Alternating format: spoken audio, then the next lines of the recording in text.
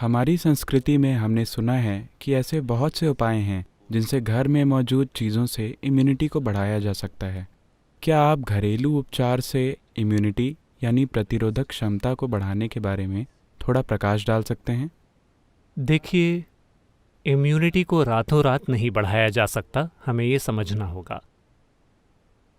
आमतौर पर मेरा मानना है कि कई कारणों से लोगों की जीवन शैली और भोजन के पैटर्न को देखते हुए मुझे लगता है कि इसकी जांच होनी चाहिए, इसकी मेडिकल जांच होनी चाहिए। मुझे लगता है कि दक्षिण भारत के लोगों की प्रतिरोधक प्रणाली दुनिया के कई दूसरे लोगों की तुलना में बेहतर है, सिर्फ खान पान के पैटर्न, परंपरा, जलवायु और दूसरी कई वजहों से। आपको ये समझना होगा कि उष्णकटिबंधीय जलवायु में और जगहों की तुलना में कहीं अधिक जीव रूप पाए जाते हैं, जिसमें सूक्ष्म जीव भी शामिल हैं। उनकी संख्या और विविधता बहुत बहुत ज़्यादा है। तो इस धरती पर रहने भर से ही सिस्टम और अधिक लचीला हो जाता है, क्योंकि हम हर समय इन चीज़ों के संपर्क में रहते हैं। ये एक पहलू है। एक और चीज़ है भोजन, एक और चीज़ है जीवन शैली। ये सभी पहलू हैं। बड़े पैमाने पर कृषि समुदाय होने की वजह से हम में से ज़्यादातर लोग, अगर इस पीढ़ी में नहीं तो पिछली पीढ़ी में, हम सभी कृषि समुदायों से ही आए हैं। तो लोग ज़मीन पर रहते थे, इसने ही उन्हें ज़बरदस्त मजबूती दी। दुनिया के ज़्यादातर हिस्सों में 80% से अधिक आबादी शायद 100 साल पहले खेती किसानी से दूर हो गई। भारत में हम ज़मीन से दूर हुए हैं केवल 25-30 सालों पहले। यह फ़ायदा अभी भी हमारे साथ है।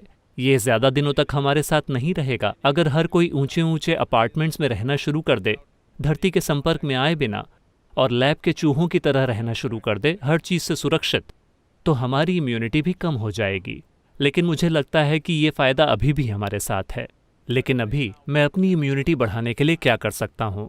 जैसा कि मैंने कहा, ये कोई रातों रात होने वाला समाधान नहीं है, लेकिन समय के साथ आप ऐसा कर सकते हैं।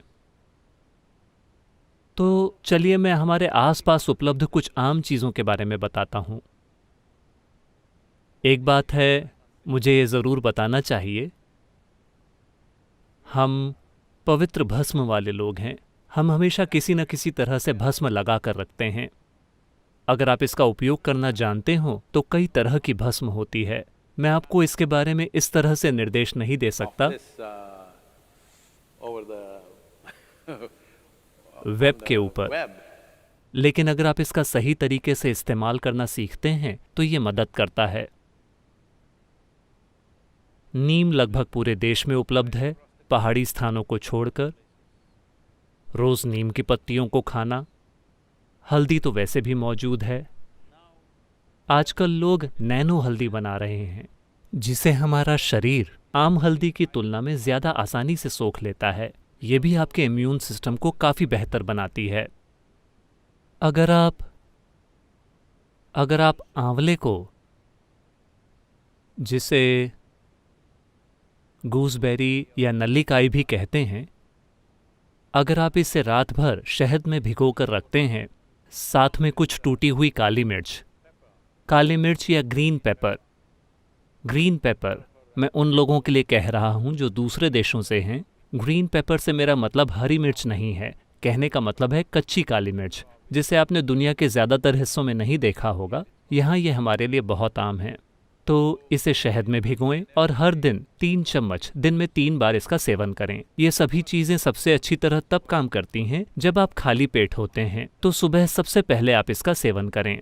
अगर आप ये चीज़ें करते हैं तो आप अपने इम्यून सिस्टम में काफ़ी बढ़ोतरी देख सकते हैं। मैं कहूँगा कि 4 से 8 हफ्तों में आप देख सकते हैं कि आपका इम्यून सिस्टम काफ़ी बेहतर हो गया है। ऐसे योगाभ्यास हैं जिन्हें सिखाना कठिन है, लेकिन अभी सिर्फ एक मंत्र का जाप और ईशा क्रिया करना, इससे भी आपका इम्यून सिस्टम बेहतर होगा। ये बात साफ होनी चाहिए कि ये कोरोना वायरस का इलाज नहीं है, ना ही ये इसकी रोकथाम है। मैंने अपना जाप किया तो मैं जाकर लापरवाही करूँगा, ये उस तरह काम नहीं करने वाला। ये ऐसी चीज़ें हैं जिससे आप एक अरसे के लिए करते हैं और अपने सिस्टम को मजबूत करते हैं कि जो अगला वायरस आएगा आप शायद उससे निपटने के लिए एक बेहतर स्थिति में होंगे। यानी अगर आप जिंदा हों तो हाँ, इसे हल्के में ना लें, इसे हल्के में ना लें। फिलहाल ये हम में से हर एक के लिए एक चुनौती है कि हम इस समय के दौरान जिंदा रहें। इसका यही मतलब है। ये मत सोचिए कि ये कोई दूर की चीज़ है जो चीन या इटली के लोगों के साथ होती है। अभी अगर हम बने रहें, अगर आप इन 6 से 8 महीनों के दौरान जिंदा रहें, तो इसका मतलब है कि हमने इसे जिम्मेदारी के साथ निभाया है। अगर हम में से हर कोई जिंदा रहता है, तो इसका मतलब है कि हम वाकई अच्छे हैं। हम जागरूकता और जिम्मेदारी के साथ जीते हैं। इसका यही मतलब है। दुर्भाग्य से आज सरकार को सेना का प्रयोग करके इसे ज़बरदस्ती लागू करना पड़ रहा है, क्योंकि बहुत से लोगों को एहसास नहीं हो रहा है कि ये ज़रूरी है। और वो सोचते हैं, उन्हें लगता है कि ये काल्पनिक है।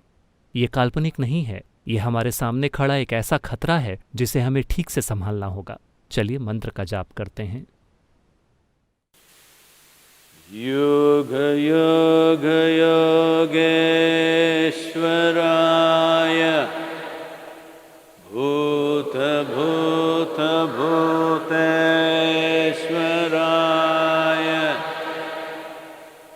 काल काल कालेश्वराय शिव शिव सर्वेश्वराय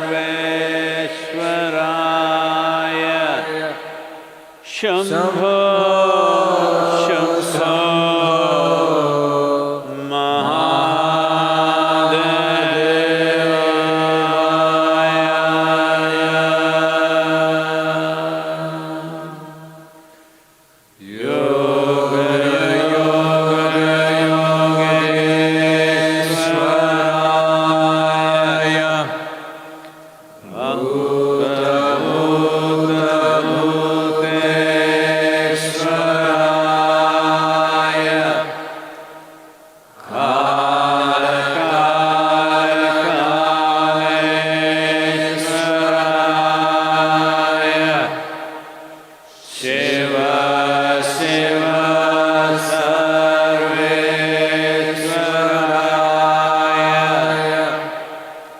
Shum